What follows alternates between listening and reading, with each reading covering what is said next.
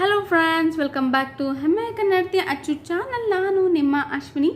ಇವತ್ತು ನಾನು ಪ್ರೆಗ್ನೆನ್ಸಿಯ ನೆಕ್ಸ್ಟ್ ಸ್ಟೆಪ್ ಅಂದರೆ ಓವಲೇಷನ್ ಆದಮೇಲೆ ನಮ್ಮ ಪ್ರೆಗ್ನೆನ್ಸಿಲಿ ಏನು ಸ್ಟೆಪ್ ಆಗುತ್ತೆ ಅಂದರೆ ಇಂಪ್ಲಾಂಟೇಷನ್ ಆಗುತ್ತೆ. ಸೊ ಈ ಇಂಪ್ಲಾಂಟೇಷನ್ ಬಗ್ಗೆ ಪೂರ್ತಿ ಮಾಹಿತಿಯನ್ನು ಕೊಡಲಿಕ್ಕೆ ಬಂದಿದ್ದೀನಿ. ಸೊ ನೀವು ಯಾರು ಇನ್ನೂ ಓವಲೇಷನ್ ಬಗ್ಗೆ ತಿಳ್ಕೊಂಡಿಲ್ಲ, ಓವಲೇಷನ್ ಬಗ್ಗೆ ಗೊತ್ತಾಗಿಲ್ಲ ಅನ್ನೋರು ದಯವಿಟ್ಟು ಒಮ್ಮೆ ಓವಲೇಷನ್ ವಿಡಿಯೋನ ನೋಡ್ಕೊಬನ್ನಿ. ಸೊ ನಮ್ಮ ಪ್ರೆಗ್ನೆನ್ಸಿ ಪ್ರೋಸೆಸ್ಸಲ್ಲಿ ನಮ್ಮ ಪೀರಿಯಡ್ ಆಗೋದಿರ್ಬೋದು, ಓವಲೇಷನ್ ಆಗೋದಿರ್ಬೋದು, ಇಲ್ಲ ಇಂಪ್ಲಾಂಟೇಷನ್ ಆಗೋದಿರ್ಬೋದು, ಈ ಮೂರು ಫೇಸಸ್ ತುಂಬಾ ಮುಖ್ಯ ಫ್ರೆಂಡ್ಸ್ ಪ್ರೆಗ್ನೆಂಟ್ ಆಗಲಿಕ್ಕೆ. ಇಂಪ್ಲಾಂಟೇಷನ್ ಪ್ರೋಸೆಸ್ ಏನು, ಇದರ ಸಿಂಪ್ಟಮ್ಸ್ ಏನು, ಇದು ಇಂಪ್ಲಾಂಟೇಷನ್ ಆಗಬೇಕಾದ್ರೆ ಯಾವ ಮಿಸ್ಟೇಕ್ಸ್ನ ನಾವು ಮಾಡಬಾರ್ದು, ಸಕ್ಸಸ್ಫುಲ್ ಇಂಪ್ಲಾಂಟ್ ಆಗಲಿಕ್ಕೆ ಏನೇನು ಬೇಕು ಎಲ್ಲದನ್ನೂ ತಿಳಿಸ್ಕೊಡ್ತೀನಿ. ಸೊ ಇಂಪ್ಲಾಂಟೇಷನ್ ವಿಡಿಯೋಗೆ ಹೋಗೋಕ್ಕೆ ಮುಂಚೆ ಒಂದು ಖುಷಿ ಏನಂದರೆ, ನಾನು ನನ್ನ ಡಾಕ್ಟರ್, ನನ್ನ ಗೈನಕಾಲಜಿಸ್ಟ್ ಇದ್ದಾರೆ ನಮ್ಮ ಊರಲ್ಲಿ ಭದ್ರಾವತಿಲಿ, ಸುನಿತಾ ಭಟ್ ಮ್ಯಾಮ್ ಅಂತ.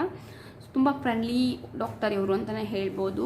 ಸೊ ನಾನು ಈ ರೀತಿ ಯೂಟ್ಯೂಬಲ್ಲಿ ಪ್ರೆಗ್ನೆನ್ಸಿ ರಿಲೇಟೆಡ್ ವೀಡಿಯೋಸ್ ಮಾಡ್ತಾ ಇದ್ದೀನಿ. ಅವರಿಗೆ ಹೇಳಿದ್ದೆ ಒಮ್ಮೆ ದಯವಿಟ್ಟು ಚೆಕ್ ಮಾಡಿ ನನ್ನ ವೀಡಿಯೋಸ್ ಚೆನ್ನಾಗಿದೆನಾ, ಚೆನ್ನಾಗಿ ಇನ್ಫಾರ್ಮೇಷನ್ ಕೊಡ್ತಾ ಇದ್ದೀನ, ತಪ್ಪೇನು ಹೇಳ್ತಿಲ್ಲ ಅಲ್ಲ, ಸರಿ ಇದ್ದರೆ ನಾನು ತಪ್ಪಿದರೆ ಕರೆಕ್ಟ್ ಮಾಡಿ ಅಂತ. ಸೊ ಅವರು ನನಗೆ ಸ್ಪಂದಿಸಿ ನನ್ನ ವಿಡಿಯೋನ ನೋಡಿ ಅವ್ರು ನನಗೆ ಮೆಸೇಜ್ ಮಾಡಿದರು.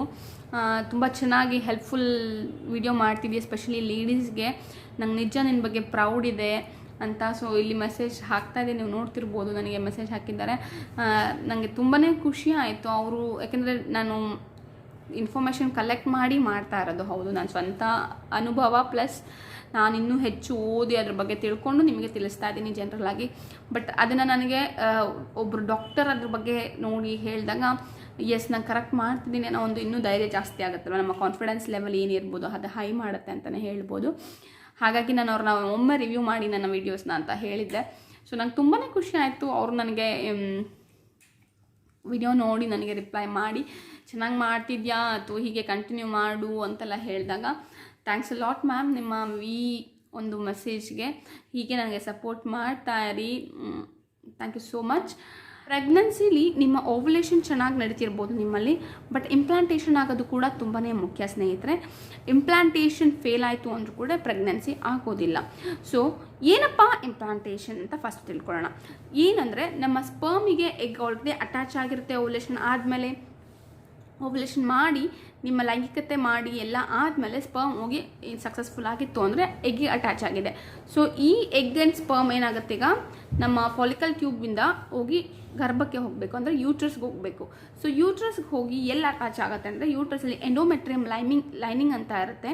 ಸೊ ಈ ಗರ್ಭದ ಒಂದು ಪದರ ಏನಿದೆ ಎಂಡೋಮೆಟ್ರಿಯಮ್ ಲೈನಿಂಗ್, ಅಲ್ಲಿಗೆ ಹೋಗಿ ಅಟ್ಯಾಚ್ ಆಗಬೇಕಾಗತ್ತೆ. ಸೊ ಈ ಪ್ರೋಸೆಸ್, ಅಟ್ಯಾಚಿಂಗ್ ಆಗೋ ಪ್ರೋಸೆಸ್ನ ಇಂಪ್ಲಾಂಟೇಷನ್ ಅಂತೀವಿ. ಇದು ಯಾವಾಗ ನಡೆಯುತ್ತೆ? ಎಸ್, ಯಾವಾಗ ಆಗುತ್ತೆ ಅಂದರೆ ಫಸ್ಟು ಓವ್ಯುಲೇಷನ್ ಆಗಿ ಒಂದು ವಾರದ ಒಳಗೆ ಸ್ನೇಹಿತರೆ, ಒಂದು ವಾರದ ಒಳಗೆ ಇಂಪ್ಲಾಂಟೇಷನ್ ಆಗುತ್ತೆ ಸ್ನೇಹಿತರೆ. ಸೊ ಓವ್ಯುಲೇಷನ್ ನಿಮಗೆ ಗೊತ್ತಾಯಿತು ಆಗಿದೆ ಅಂತ ಅಂದ್ಕೊಂಡ್ರೆ, ಸೊ ಒಂದು ವಾರ ನೀವು ಕೇರ್ಫುಲ್ ಆಗಿರಬೇಕಾಗತ್ತೆ ಇಂಪ್ಲಾಂಟೇಷನ್ ಆಗಗಂಟ. ಯಾಕಂದರೆ ಇಂಪ್ಲಾಂಟೇಷನ್ ಆಗೋದು ತುಂಬಾ ಮುಖ್ಯ. ಇಂಪ್ಲಾಂಟೇಷನ್ ಸಕ್ಸಸ್ ಆದರೆ ಪ್ರೆಗ್ನೆನ್ಸಿ ಸಕ್ಸಸ್ ಆದಂಗೆ ಸ್ನೇಹಿತರೆ. ಅರ್ಲಿ 3 ತಿಂಗಳು ನಾವು ಯಾವಾಗಲೂ ಹುಷಾರಾಗಿರಬೇಕು ಅಂತ ಹೇಳ್ತೀವಿ. ಡಾಕ್ಟರ್ ಆಗಲಿ ಯಾರೇ ಆಗಲಿ, ಪ್ರೆಗ್ನೆಂಟ್ ಫಸ್ಟ್ 3 ಮಂತ್ಸ್ ಅಬೋರ್ಷನ್ ಆಗೋ ಚಾನ್ಸಸ್ ಎಲ್ಲ ಜಾಸ್ತಿ ಇರುತ್ತೆ. ಹಾಗೆ ಕೇರ್ಫುಲ್ ಆಗಿರಬೇಕು ಅಂತ ಹೇಳ್ತೀವಿ. ಹಾಗೆಯೇ ಇಂಪ್ಲಾಂಟೇಷನ್ ಸ್ಟೇಜಲ್ಲಿ ಕೂಡ ನಾವು ಕೇರ್ಫುಲ್ಲಾಗಿ ಇರಬೇಕಾಗತ್ತೆ ಸ್ನೇಹಿತರೆ. ಸೊ ಬನ್ನಿ ಇಂಪ್ಲಾಂಟೇಷನ್ ಸಿಂಪ್ಟಮ್ ಏನೇನು ಅಂತ ನೋಡ್ಕೊಳ್ಳೋಣ. ಇಂಪ್ಲಾಂಟೇಷನ್ ಸಿಂಪ್ಟಮ್ ನೋಡಿದ್ರೆ ಮೊದಲನೇದಾಗಿ ಸ್ಪಾಟಿಂಗ್ ಅಂತಲೇ ಹೇಳ್ಬೋದು. ಸ್ಪಾಟಿಂಗ್ ಒಂದು ಮೇನ್ ಸಿಂಪ್ಟಮ್ ಅಂತ ಹೇಳ್ತೀನಿ. ಸ್ಪಾಟಿಂಗ್ ಅಂದರೆ ನಿಮಗೆ ನಾರ್ಮಲ್ ಪೀರಿಯಡ್ ಥರ ಅಲ್ಲ, ಇದು ಬ್ರೌನ್ ಪಿಂಕಿಶ್ ಸ್ಪಾಟ್, ಸ್ವಲ್ಪ ಪ್ಯಾಚ್ ಥರ ನಿಮಗೆ ಆಗುತ್ತೆ ಅಷ್ಟೇ. ಎಲ್ಲೋ ಒಂದು ಸ್ವಲ್ಪ ಆಗುತ್ತೆ ಅಷ್ಟೇ. ಒಂದು ಸ್ವಲ್ಪ 2 ಗಂಟೆ, ಒಂದು 3 ಗಂಟೆಲಿ ಒಂದು ಸ್ಪಾಟಲ್ಲಿ ಇಲ್ಲಿ ಸ್ವಲ್ಪ ಆಗಿ ನಿಂತು ಬಿಡುತ್ತೆ. ಇಲ್ಲ ಕೆಲವ್ರಿಗೆ 1 ಡೇ ಫುಲ್ ಸ್ವಲ್ಪ ಸ್ಪಾಟ್ ಥರ ಅನಿಸ್ಬೋದು. ಸ್ಪಾಟಿಂಗ್ ಕೆಲವ್ರಿಗೆ ಇಲ್ಲದೆ ಕೂಡ ಇರ್ಬೋದು. ಇಂಪ್ಲಾಂಟೇಷನ್ ಟೈಮ್ನಲ್ಲಿ ಎಲ್ಲರಿಗೂ ಈ ಸ್ಪಾಟಿಂಗ್ ಆಗುತ್ತೆ ಅಂತ ಅಲ್ಲ. ನೋಡಿ, ಸಿಂಪ್ಟಮ್ಸ್ ಯಾವತ್ತೇ ಆಗಲಿ ನಾನು ಹೇಳೋದು ಎಲ್ಲರಿಗೂ ಆಗಬೇಕು ಅಂತ ಇಲ್ಲ. ಒಬ್ಬ ಮಹಿಳೆಯಿಂದ ಇನ್ನೊಬ್ಬ ಮಹಿಳೆಯ ಹಾರ್ಮೋನ್ ಇಸ್ ಡಿಫ್ರೆಂಟ್, ಅವ್ರ life style is different. So ಎಲ್ಲರಿಗೂ ಎಲ್ಲ ಸಿಂಪ್ಟಮ್ಸ್ ಬರಲ್ಲ. ಸೊ ಕೆಲವ್ರಿಗೆ ಬರುತ್ತೆ, ಕೆಲವ್ರಿಗೆ ಬರಲ್ಲ ಸಿಂಪ್ಟಮ್ಸ್ ಅಷ್ಟೇ. ಸಿಂಪ್ಟಮ್ ಬಂತು ಅಂದರೆ ನಿಮಗೆ ಕೇರ್ಫುಲ್ಲಾಗಿ ಇರ್ಬೋದು ಅಷ್ಟೇ. ಗೊತ್ತಾಗ್ತಿದೆ ಅಂದರೆ ಸೊ ಇಂಪ್ಲಾಂಟೇಷನ್ ಆಗ್ತಿದೆ, ನಾವು ಕೇರ್ಫುಲ್ಲಾಗಿರೋಣ ಅಂತ ತಿಳ್ಕೊಬೋದು. ಬಂದಿಲ್ಲ ಅಂದರೂ ಕೂಡ ಈಗ ನಂಗೆ ಗೊತ್ತಾಗಿಲ್ಲ ಅಂತ ನೀವು ಕೇರ್ಫುಲ್ ಇರಬೇಡಿ ಅಂತ ಅಲ್ಲ. ನೀವು ಪ್ರೆಗ್ನೆಂಟ್ ಟ್ರೈ ಮಾಡ್ತಿದ್ದೀರಾ ಅಂತ ಅಂದರೆ ದಯವಿಟ್ಟು ಆವಾಗ ನೀವು ಒಂದು ಟೈಮಿಂಗ್ ಏನು ನಾನು ಹೇಳ್ತಾ ಇದ್ದೀನಿ, ಯಾವ ಸಿಂಪ್ಟಮ್ ಇಲ್ಲ ಅಂದರೂ ಕೂಡ ನೀವು ಆ ಟೈಮಲ್ಲಿ ಕೇರ್ಫುಲ್ ಇರಲೇಬೇಕು. ಸಿಂಪ್ಟಮ್ ಇದ್ದರೂ ಸರಿ, ಇಲ್ಲ ಅಂದರೂ ಸರಿ. So spotting is the first symptom. ಎರಡನೇದಾಗಿ ನಾನು ಹೇಳ್ಬೋದು ನಾಸಿಯಾ, ವಾಮಿಟ್ ಬರೋ ಥರ ಆಗುತ್ತೆ ಬಟ್ ವಾಮಿಟ್ ಬರಲ್ಲ, ಇದು ಇರ್ಬೋದು. ಅಥವಾ ಹೊಟ್ಟೆ ನೋವು, ಲೈಟಾಗಿ ಹೊಟ್ಟೆ ನೋವು ಕೂಡ, ಕ್ರ್ಯಾಂಪ್ಸ್ ಕೂಡ ಇರ್ಬೋದು. ಅಥವಾ ಸೋರ್ ಬ್ರೆಸ್ಟ್, ಎದೆಯಲ್ಲಿ ಬಿಗಿತನ ಏನು ಹೇಳ್ತೀವಿ ಆ ಸೋರ್ ಬ್ರೆಸ್ಟಿಂಗ್ ಇರ್ಬೋದು, ಅಥವಾ ಫುಡ್ ಕ್ರೇವಿಂಗ್ಸ್ ಇರ್ಬೋದು, ಮೂಡ್ ಸ್ವಿಂಗ್ಸ್ ಇರ್ಬೋದು, ಅಥವಾ ಕೆಲವರಿಗೆ ಕಾನ್ಸ್ಟಿಪೇಷನ್ ಕೂಡ ಆಗುತ್ತೆ, ಕಾನ್ಸ್ಟಿಪೇಷನ್ ಕೂಡ ಇರ್ಬೋದು. ಇದೆಲ್ಲ ಸಿಂಪ್ಟಮ್ ನೋಡಿ ಆಲ್ಮೋಸ್ಟ್ ಸಿಮಿಲರ್ ಇರುತ್ತೆ ಪ್ರೆಗ್ನೆನ್ಸಿಲಿ ಬರೋದು. ಬಟ್ ಏನು ಡಿಫ್ರೆನ್ಸ್, ಮೇನ್ ಸಿಂಪ್ಟಮ್ ನಾನು ಹೇಳಿದ್ರೆ ಸ್ಪಾಟಿಂಗ್. ಈ ಸ್ಪಾಟಿಂಗ್ ಅನ್ನೋದು ಇಂಪ್ಲಾಂಟೇಷನ್ ಇದ್ದಾಗ ಮಾತ್ರ ಆಗುತ್ತೆ, ಓವ್ಯುಲೇಷನ್ ಟೈಮಲ್ಲಿ ಆಗಲ್ಲ.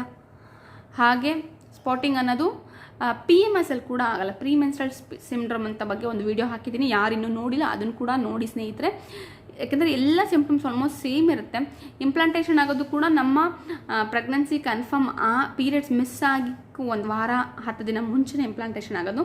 ಈವನ್ PMS ಕೂಡ ಅಥವಾ ನಮ್ಮ ಫಾಲ್ಸ್ ಪ್ರೆಗ್ನೆನ್ಸಿ ಸಿಂಪ್ಟಮ್ ಕೂಡ ನಮಗೆ ಒಂದು ವಾರ ಮುಂಚೆನೇ ಆಗೋದು. ಹಾಗಾಗಿ ಸ್ಪಾಟಿಂಗ್ ಅನ್ನೋದು ತುಂಬ ಮೇನ್ ಇಂಪ್ಲಾಂಟೇಷನ್ ಸಿಂಪ್ಟಮ್ ಅಂತ ನಾನು ಹೇಳ್ತೀನಿ. ಹಾಗೆ ಹೆಡ್ಡೇಕ್ ಕೂಡ ಒಂದು ಸಿಂಪ್ಟಮ್ ಕೂಡ ಹೌದು. ಹೆಡ್ಡೇಕ್ ಕೂಡ ಇರುತ್ತೆ, ಕೆಲವರಿಗೆ ತಲೆ ತುಂಬ ಎದ್ದಿರುತ್ತೆ, ತಲೆನೋವು, ತಲೆ ಭಾರ ಈ ರೀತಿ ಎಲ್ಲ ಆಗುತ್ತೆ. ಬಟ್ ಈ ಟೈಮ್ನಲ್ಲಿ ಯಾವುದೇ ರೀತಿಯಾದ ಮೆಡಿಕೇಷನ್ಸ್ ಎಲ್ಲ ಮಾಡಬೇಡಿ, ಸೆಲ್ಫ್ ಮೆಡಿಕೇಷನ್ಸ್ ಅಥವಾ ಯಾವುದೇ ರೀತಿಯ ಮೆಡಿಕಲ್ಸ್ ತೊಗೊಳಕ್ಕೆ ಹೋಗ್ಬೇಡಿ, ಟ್ಯಾಬ್ಲೆಟ್ಸೇ ಹೇಳ್ತೀನಿ. ಯಾವುದಾದ್ರು ಒಂದು ತೈಲ ಹಚ್ಕೊಳ್ಳೋದು, ನಿಮಗೆ ನೀಲಗಿರಿ ಎಣ್ಣೆ ಇರ್ಬೋದು, ವಿಕ್ಸ್ ಇರ್ಬೋದು, ಅಥವಾ ಜಂಡು ಬಾಮ್ ಈ ರೀತಿ ಏನಾದ್ರು ಇರುತ್ತಲ್ಲ ತೈಲ ಮನೇಲಿ, ಅದನ್ನು ಹಚ್ಕೊಳ್ಳಿ, ಬಾಮ್ಗಳನ್ನ ಹಚ್ಕೊಳ್ಳಿ. ಅವಾಯ್ಡ್ ದಿಸ್ ಮೆಡಿಕೇಷನ್ಸ್, ಓಕೆನಾ. ತಲೆನೋವಿಗೆ ಇರ್ಬೋದು, ಶೀತ ಈ ರೀತಿ ಎಲ್ಲದಕ್ಕೂ ಸೆಲ್ಫ್ ಮೆಡಿಕೇಷನ್ನ ಅವಾಯ್ಡ್ ಮಾಡಿ ಇಂಪ್ಲಾಂಟೇಷನ್ ಟೈಮಲ್ಲಿ. ಸೊ ಇಂಪ್ಲಾಂಟೇಷನ್ ಟೈಮಲ್ಲಿ ಏನೇನು ಅವಾಯ್ಡ್ ಮಾಡಬೇಕು ಅಂತ ಬಂದರೆ, ಫಸ್ಟ್ನೇದೇ ನಾನು ಹೇಳಿಬಿಟ್ಟೆ, ಸೆಲ್ಫ್ ಮೆಡಿಕೇಷನ್ಸ್ ಎಲ್ಲ ಅವಾಯ್ಡ್ ಮಾಡಿ ಅಂತ. ಅವಾಯ್ಡ್ ಕಾಫಿ, ಗ್ರೀನ್ ಟೀ, ಹಾಗೆ ಹೀಟ್ ಪ್ರೊಡ್ಯೂಸಿಂಗ್ ಪ್ರಾಡಕ್ಟ್ಸ್ ಇರ್ಬೋದು, ನುಗ್ಗೆಕಾಯಿ, ಪಪ್ಪಾಯ, ಪೈನಾಪಲ್ ಈ ರೀತಿ ಯಾವುದೇ ಇರುತ್ತೆ ಇದನ್ನೆಲ್ಲ ಅವಾಯ್ಡ್ ಮಾಡಬೇಕಾಗುತ್ತೆ ಇಂಪ್ಲಾಂಟೇಷನ್ ಟೈಮ್ನಲ್ಲಿ. ಹಾಗೆ ಹೆವಿ ಲಿಫ್ಟಿಂಗ್, ಭಾರವಾದ ವಸ್ತುನ ಎತ್ತದಿರ್ಬೋದು ಅಥವಾ ಹೆವಿ ಎಕ್ಸಸೈಸ್ ಮಾಡೋದಿರ್ಬೋದು, ಇದನ್ನೆಲ್ಲ ಮಾಡಬೇಡಿ ಇಂಪ್ಲಾಂಟೇಷನ್ ಟೈಮ್ನಲ್ಲಿ ಸ್ನೇಹಿತರೆ. ಯಾಕಂದರೆ ಇದನ್ನೆಲ್ಲ ಮಾಡಬೇಕಾದ್ರೆ ಗರ್ಭಕ್ಕೆ ಅಟ್ಯಾಚ್ ಆಗ್ತಿರೋದು ಕೂಡ ಅಟ್ಯಾಚಿಂದ ಹೋಗಿ ಡಿಟ್ಯಾಚ್ ಆಗಿಬಿಡುತ್ತೆ. ಈ ಹೆವಿ ತೂಕೋದು, ಎತ್ತೋದು, ಹೆವಿ ಲಿಫ್ಟಿಂಗ್ ಮಾಡೋದು ಅಥವಾ ಹೆವಿ ಎಕ್ಸಸೈಸ್ ಮಾಡೋದು ಇದನ್ನೆಲ್ಲ ಸ್ವಲ್ಪ ಅವಾಯ್ಡ್ ಮಾಡಿ ಇಂಪ್ಲಾಂಟೇಷನ್ ಟೈಮ್ನಲ್ಲಿ. ಹಾಗೆ ಮೇನ್ ಏನು ಅಂದರೆ ಸ್ಟ್ರೆಸ್ ಅಥವಾ ಆಂಗ್ಸೈಟಿ ಇದೆಯಲ್ಲ, ಇದಕ್ಕೆ ಬಿಗ್ ನೋ ಅಂತಲೇ ಹೇಳ್ತೀನಿ. ಇದು ಮೇನ್ ಇರಲೇಬಾರ್ದು. ರಿಲ್ಯಾಕ್ಸ್ ಆಗಿ ಕಾಮಾಗಿ ಇರಬೇಕಾಗತ್ತೆ ಫ್ರೆಂಡ್ಸ್. ಯಾಕಂದರೆ ನೀವು ಸ್ಟ್ರೆಸ್ ಮಾಡ್ಕೊಳ್ಳೋದ್ರಿಂದ ನಿಮ್ಮ ಹಾರ್ಮೋನ್ ಪೂರ್ತಿ ಬದಲಾವಣೆ ಆಗುತ್ತೆ ನಿಮ್ಮ ದೇಹದಲ್ಲಿ. ಆವಾಗ ನಿಜವಾಗ್ಲೂ ನಮ್ಮ ನರ ಇಲ್ಲಿ ಏನಿದೆ, ನಾವು ನಾಡಿಗೆ ಇಲ್ಲಿ ಏನು ಹೇಳ್ತೀವಿ, ಇದು ನೆತ್ತಿಲಿ ಮೇನ್ ನರ ಕೇಂದ್ರ ಇರ್ತಂತೆ, ಇದರಿಂದ ಎಲ್ಲ ಕಡೆಗೂ ಸಂದೇಶ ಹೋಗ್ತಿರ್ತಂತೆ. ಸೊ ಆ ಟೈಮಲ್ಲಿ ನೀವು ಸ್ಟ್ರೆಸ್ ಮಾಡಿಕೊಂಡ್ರೆ ಅದರಿಂದ ಇದಾಗಿ ಗರ್ಭಕ್ಕೂ ಕೂಡ ಸಂದೇಶ ಕೊಡುತ್ತೆ, ಅದಕ್ಕೂ ಕೂಡ ಇಂಪ್ಲಾಂಟೇಷನ್ ಸಕ್ಸಸ್ಫುಲ್ ಆಗಲ್ಲ ಸ್ನೇಹಿತರೆ. ಸೊ ಸ್ಟ್ರೆಸ್ ಮಾಡ್ಕೊಳ್ದೆ ದಯವಿಟ್ಟು ಆರಾಮಾಗಿರಿ, ಜಿಮ್ ಮಾಡಬೇಡಿ, ಓಕೆನಾ. ಹೆವಿ ಎಕ್ಸಸೈಸ್ ಇದೆಲ್ಲ ಯಾವುದೂ ಇಂಪ್ಲಾಂಟೇಷನ್ ಟೈಮಲ್ಲಿ ಮಾಡಬೇಡಿ. ಹಾಗೆ ಟ್ರಾವೆಲ್ ಮಾಡೋದಾಗಲಿ ಇದನ್ನು ಕೂಡ ಮಾಡೋಕ್ಕೆ ಹೋಗಬೇಡಿ. ಟ್ರಾವೆಲ್ ಎಲ್ಲ ಏನು ಇಟ್ಕೋಬೇಡಿ ಈ ಟೈಮ್ನಲ್ಲಿ. ಸ್ವೀಟ್ಸ್ ಆ್ಯಂಡ್ ಸಾಲ್ಟ್ ಇದೆಲ್ಲ ಸ್ವಲ್ಪ ಕಮ್ಮಿಯಾಗೇ ತಿನ್ನಿ ಇಂಪ್ಲಾಂಟೇಷನ್ ಟೈಮ್ನಲ್ಲಿ ಕೂಡ.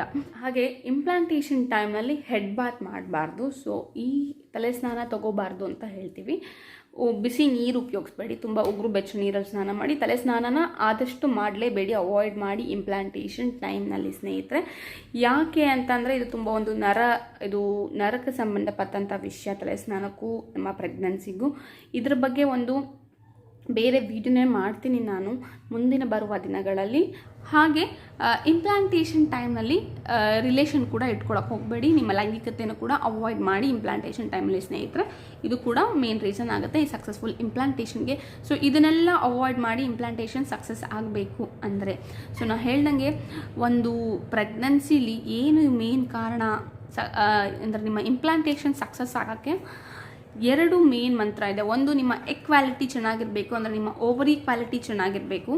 ಹಾಗೆ ಇಂಪ್ಲಾಂಟೇಷನ್ ಸಕ್ಸಸ್ ಆಗೋಕ್ಕೆ ನಿಮ್ಮ ಎಂಡೋಮೆಟ್ರಿಯಮ್ ಲೈನಿಂಗ್ ಏನಿದೆ ಇದರ ಥಿಕ್ನೆಸ್ ಬಂದು 8 ರಿಂದ 12 ಮಿಲಿಮೀಟರ್ ಇರುತ್ತೆ.